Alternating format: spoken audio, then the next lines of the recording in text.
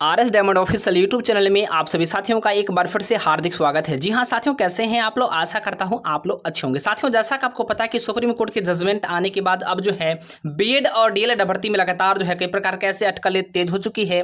और इसी बीच में साथ ही जो है बीपीएससी टीआरई का जो एग्जाम होना है और एग्जाम को लेकर के बहुत सारे ऐसे संशय वाले खबरें भी चल रही है। इसी बीच में साथ ही बिहार सरकार शिक्षा विभाग के माध्यम से आखिर बीएड भर्ती पर क्या सोचा जा रहा है, इसके संदर्भ में हम लोग बात करेंगे।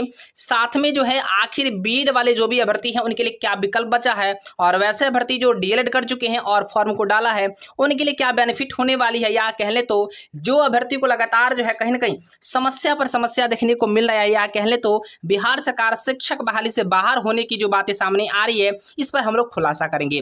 साथ में जहां से जो भी जानकारी मुझे प्राप्त हुई है सारी जानकारी साथ ही आप लोग को बताऊंगा। और साथ में एनआईओएस से डीएलएड करने वाले जो भी अभ्यर्थी हैं उनके लिए भी साथ ही एक बड़ी अपडेट आ चुकी है। तो कुल मिलाकर साथ ही वीडियो आपके लिए महत्वपूर्ण है, तो वीडियो को स्किप किए बिना अंत तक जरूर देखिए ताकि आपको सारी जानकारी आसानी से प्राप्त हो सके।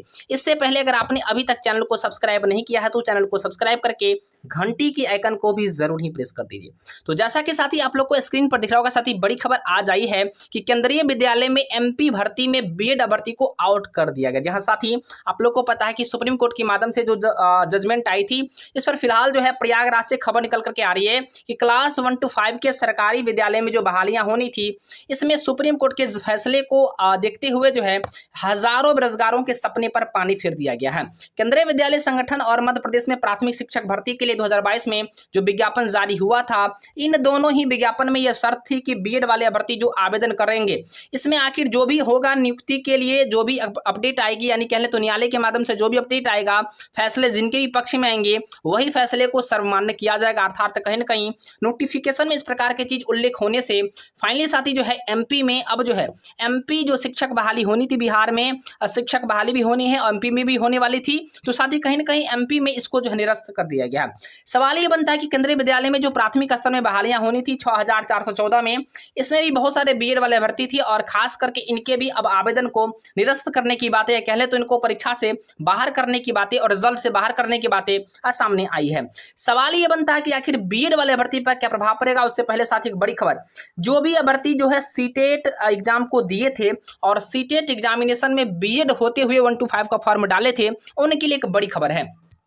तो साथ ही आप लोग को स्क्रीन पर दिख रहा होगा कि सीटेट में पास अभ्यर्थियों का प्रमाण पत्र भी रद्दी के समान है। जी दोस्तों, यहाँ पर खबर आ रही है कि सीबीएसई के माध्यम से लिए जाने वाले सीटेट परीक्षा में जिन अभ्यर्थियों ने बीएड होते हुए 1 to 5 का फॉर्म डाला था, ऐसे में सीबीएसई के माध्यम से दिसंबर 2022 में आयोजित केंद्रीय शिक्षक पात्रता परीक्षा अर्थात सीटेट की 1 to 5 की परीक्षा में यह शर्त रखी गई थी कि प्रमाण पत्र की वैधता तभी होगी जब सुप्रीम कोर्ट का फैसला बीएड के पक्ष में होगा।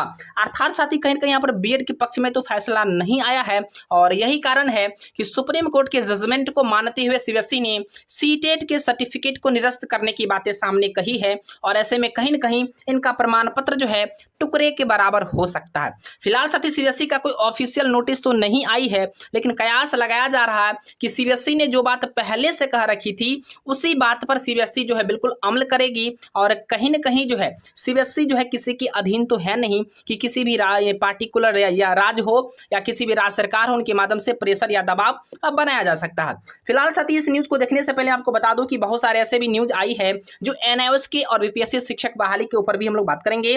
और इससे पहले शिक्षक नियुक्ति को लेकर के 4 लाख आवेदक की उम्मीदवारी पर संशय की स्थिति बन रही है। और फिलहाल यह जो है डीएलएड पास को ही प्राथमिक शिक्षक में योग्य मानने की बातें सामने आई है। और सुप्रीम कोर्ट के फैसला में लगातार जो है बहुत सारे ऐसे अभ्यर्थी हैं जो दुविधा में फंसे हुए। सवाल बनता है कि बिहार में बीएड वाले अभ्यर्थी जो खास करके बिहार के लंबे समय से बिहार में शिक्षक बनने की आस में है, और खास करके इस बार 6 to 8 में भी सीटों की संख्या नहीं दी गई, और खास करके अब 1 to 5 से भी बाहर करने की बातें हैं। ऐसे में क्या होगा इन अभ्यर्थियों का, इसके ऊपर सवाल उठाएंगे। साथ में विकल्प के रूप में बात करेंगे, आखिर विकल्प क्या बचा है बीएड वाले भर्ती को लेकर के। और खास करके साथ ही सबसे पहले जो भी बीएड वाले भर्ती हैं घबराई नहीं, चिंता मत कीजिए, बी पॉजिटिव रहिए। और एक चीज मैं आपको बता दूं, कहीं ना कहीं आप जो है बिल्कुल बी पॉजिटिव माइंड में रहिए। और आपको विकल्प में मैं आपको बताऊंगा आखिर आपके लिए विकल्प क्या है, जिस विकल्प के सहारे आप अपनी नैया को पार लगा सकते हैं। देखिए साथ ही यहाँ पर जो है आशुतोष कुमार जो प्राचार्य है पटना ट्रेनिंग कॉलेज के, इनके माध्यम से कहा गया है कि सुप्रीम कोर्ट के निर्णय के बाद जो है बीएड उत्तीर्ण अभ्यर्थी प्राथमिक शिक्षक जो है शिक्षक जो है नहीं बन पाएंगे। और ऐसे में यह स्पष्ट है कि कोर्ट के जो भी खासकर उनके फैसले आए हैं उनको एनसीटी की गाइडलाइन पर सब कुछ निर्भर करता है।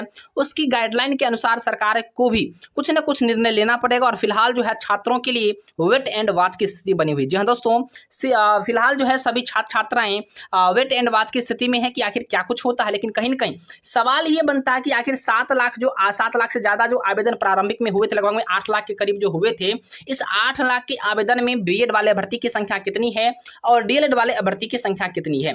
ऐसे में साथी मैं आपको बता दूं कि इसके अलावे जो है सीटेट में पास वाले जो अभ्यर्थी हुए थे उन सभी के प्रमाण पत्र भी इन पर भी जो है सवाल उठाए जा रहे हैं। और ऐसे में अगर प्रमाण पत्र रद्द होता है तो क्या सच में बीएड के पक्ष में अगर जो है सरकार अगर आती भी है तो क्या उनके प्रमाण पत्र से उनकी बहाली की योग्यता अर्हता को क्या दावा किया जा सकता है, मान्य किया जा सकता है क्या? ये सवाल सबसे बड़ा सवाल है।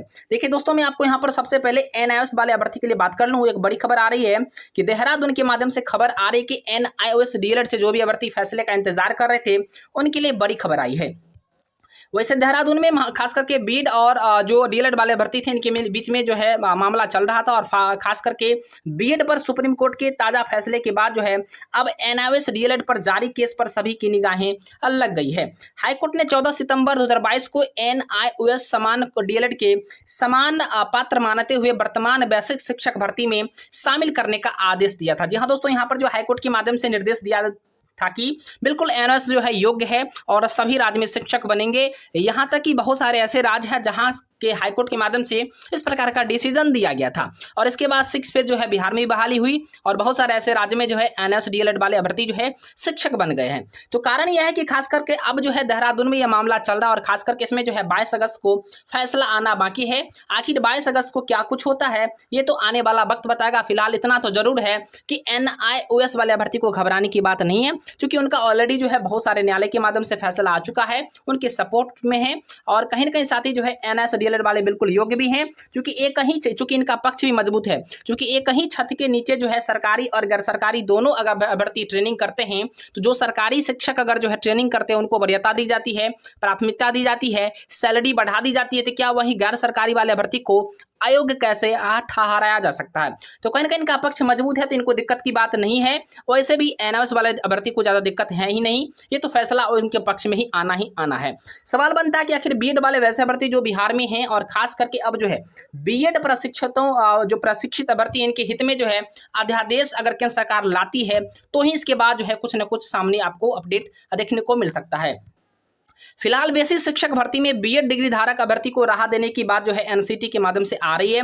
और ऐसे में अगर एनसीटी अगर चाहेगी तो अधिसूचना को निरस्त करते हुए सुप्रीम कोर्ट के फैसले पर असहमत देश भर में बीएड प्रशिक्षित एकजुट अगर हो जाएंगे तो केंद्र सरकार के माध्यम से इस पर जो है एक अध्यादेश यानी कह ले तो एक जो है एक्ट लाया जा सकता है। अगर इस पर एक नए कानून अगर बनेगी तो साथ ही कहीं न कहीं जो है इस पर जो है सपोर्ट मिलेगा और खास करके बीएड वाले अभ्यर्थी को राहत मिलेगी। बीएड प्रशिक्षित बेरोजगार संघ के प्रवक्ता अरविंद राणा ने कहा है कि सरकार को इस विषय पर गंभीरता से लेना भी चाहिए और मौका भी देना भी चाहिए। सवाल ये बनता है कि आखिर जो है जब केंद्रीय विद्यालय से भर्ती को बाहर कर दिया गया है, उसके बाद एमपी भर्ती प्रक्रिया भी बाहर कर दिया गया है, सीबीएसई ने भी अपना हाथ पहले ही खड़ा कर रखा था कि सीबीएसई के माध्यम से जो सीटेट की एग्जामिनेशन होती है उसमें आखिर जो भी चीजें होगी यानी सुप्रीम कोर्ट का जो भी फैसला आएगा वो सीबीएसई मानेगी। अगर सीबीएसई मान लेती है, केंद्र सरकार अगर मान लेता है, उसके अलावा जो है एमपी में भी अगर माना गया है तो सवाल ये बनता है कि सुप्रीम कोर्ट के जजमेंट को चैलेंज करना या कहीं से कुछ किसी प्रकार का बात कहना ये उचित नहीं होगा। लेकिन इतना तो जरूर है कि चूंकि शिक्षा संवर्ती सूची में आती है, अगर केंद्र सरकार और राज्य सरकार अगर चाहेगी कि बीएड के पक्ष में अगर कोई एक्ट लाएं तो एक्ट अगर इनके पक्ष में अगर आता है तो साथ ही काम बन जाएगा, कोई दिक्कत की बात ज्यादा नहीं है। लेकिन सवाल ये बनता है कि आखिर क्या बिहार सरकार सच में शिक्षक भर्ती को इस प्रकार की चीज करेंगे क्या? लेकिन साथ ही मैं आपको बता दूं कि आखिर कहीं न कहीं सवाल ये बन रहा है कि बीएड का जो एग्जाम साथी आप लोग को कुछ अभ्यर्थी अपियरिंग भी डाले थे और 1 to 5 का फॉर्म डाल दिए थे, तो उनके लिए भी यहाँ पर समस्या का सवाल है। और सबसे बड़ा सवाल तो ये है कि आखिर इनके जो है ये वाले सर्टिफिकेट साथ ही यहाँ पर जो स्पष्ट रूप से लिखा गया था कि इन सर्टिफिकेट को यहाँ पर जो है वैलिड करार नहीं दिया जाएगा। क्योंकि अगर फैसले जो आती है सुप्रीम कोर्ट के माध्यम से अगर बीएड के पक्ष में आता है तो अब तो ठीक ठाक है, लेकिन अगर डीएलएड के पक्ष में आता है तो इनके सर्टिफिकेट को वैलिड करार नहीं दी जाएगी। ऐसे में सीबीएसई के माध्यम से एग्जाम जो हुआ है सीटेट का फिलहाल साथ ही इनका जो है सर्टिफिकेट रद्द करने की बातें सामने आ रही है। फिलहाल सभी अभ्यर्थियों का वेट एंड वॉच की स्थिति बनी हुई है। अब हम लोग जो है विकल्प के रूप में बात करते हैं, विकल्प आखिर क्या बचा है। तो जो भी अभ्यर्थी बिहार से हैं और खास करके बीएड किए हुए तो साथ ही घबराइए मत, चिंता मत कीजिए, पढ़ाई में लगे रहिए। और मैं आपको एक चीज बता दूं कि फिलहाल में एसटीटी एग्जाम्स का भी नोटिफिकेशन आ चुका है, अप्लाई भी शुरुआत हो चुका है। तो आप लोग बिल्कुल सबसे पहले एसटीटी का फॉर्म तो हर हाल में डाल दीजिए, एसटीटी का फॉर्म डाल दीजिए। चूंकि मौका आपको मिलेगा नहीं बार बार, मौका भी मिली है तो इसको फॉर्म डालिए और कहीं ना कहीं आप लोग एसटीटी का भी प्रिपरेशन साइड से स्टार्ट कर दीजिए। हाँ, इस एग्जाम देने के बाद चूंकि आपको एसटीटी भी निकालना जरूरी है कि हो सकता है कि अगर इस बहाली प्रक्रिया से बाहर किया जाएगा तो आने वाले समय में एसटीटी अगर आप उत्तीर्ण रहेंगे तो आपके लिए विकल्प बचेगा और ये आपके लिए एक सुनहरा अवसर हो सकता है। अगर इसमें मौका मिल जाएगा तो फिर तो कोई दिक्कत की बात है ही नहीं। अगर नहीं